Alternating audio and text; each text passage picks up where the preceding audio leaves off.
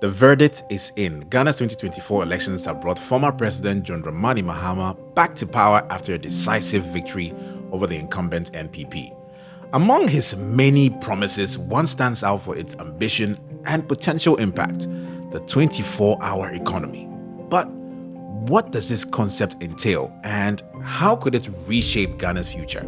This is the 24-hour economy optimization strategy, giving more to society, providing efficient service delivery, and generating decent and well-paying jobs. Picture this: trains are running at 3 a.m., stores open at midnight, and jobs that cater to every hour of the day. This is the concept of a 24-hour economy. It's an economic model where businesses and services operate around the clock, providing flexibility, convenience, and economic growth. But what are the real impacts of a 24-hour economy, and could it work in Ghana? That's the question. So whether we should do the 24-hour economy or not, I think it depends. The answer to that, it depends. And I say that in the context that it depends whether it's going to be business as usual, right? As we see with government initiatives where we have an initiative, we commit resources to it.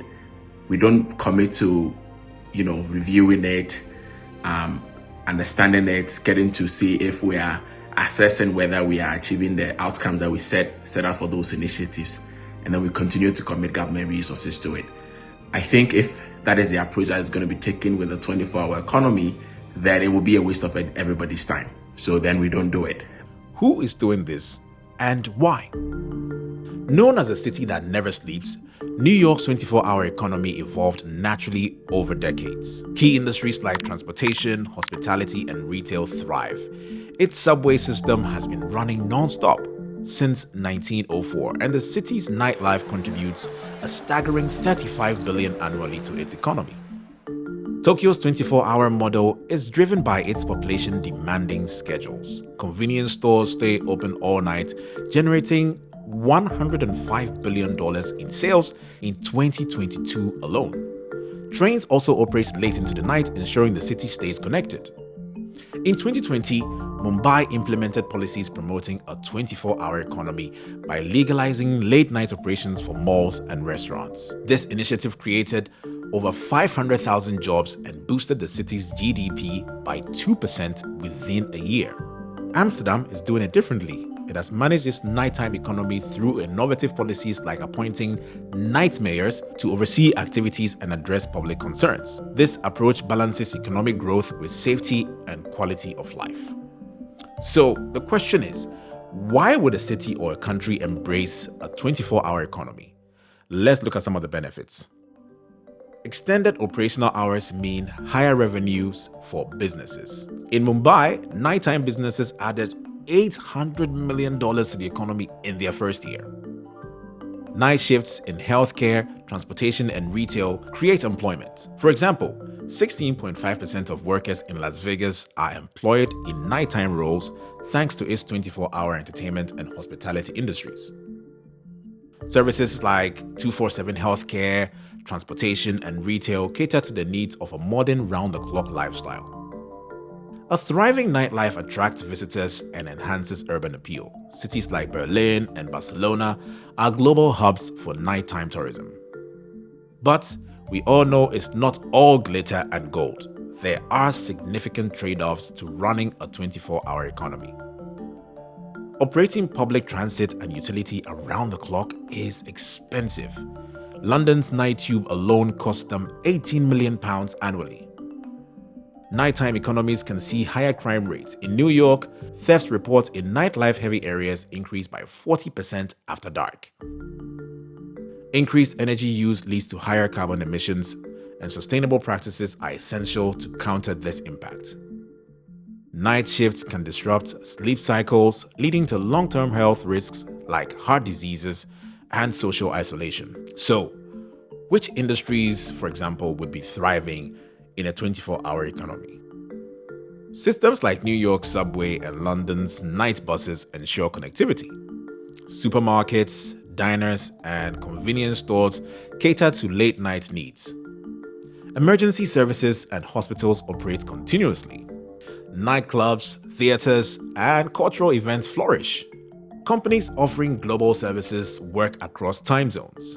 And to me, I think a good point for the 24-hour economy to start would be with manufacturing, right? So if we're able to get all these factories working around the clock, getting more resources, getting more support to be able to work around the clock, what that would do is it will create, there will be rippling effects in the rest of the economy.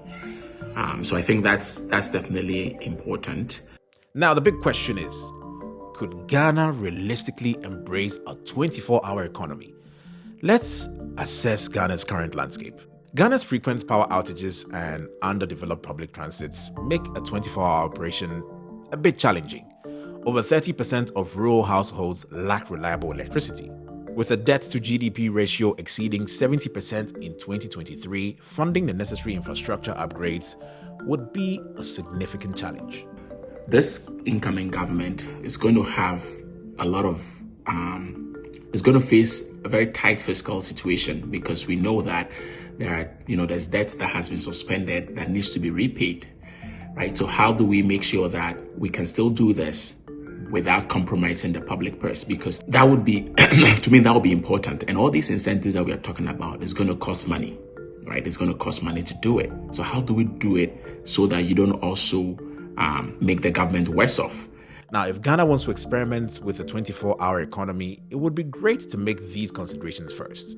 So some of the things that need to be in place, of course, is we have to have the demand, right? And I think, it's relatively easier to establish the demand because, take a look at our import bill, for example. Like data from the Bank of Ghana will tell us that we import about $14 billion worth of items a year, right? So whatever we can do to reduce that import bill certainly becomes very important.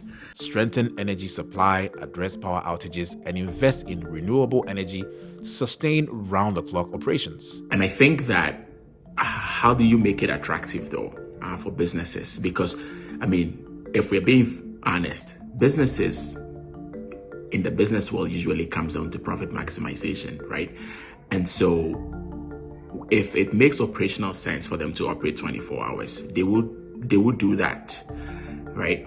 So the incentives that we'll have to have in place have to be good enough to make sure that people are willing to do this 24-hour economy. So we know the government has promised tax breaks or tax waivers.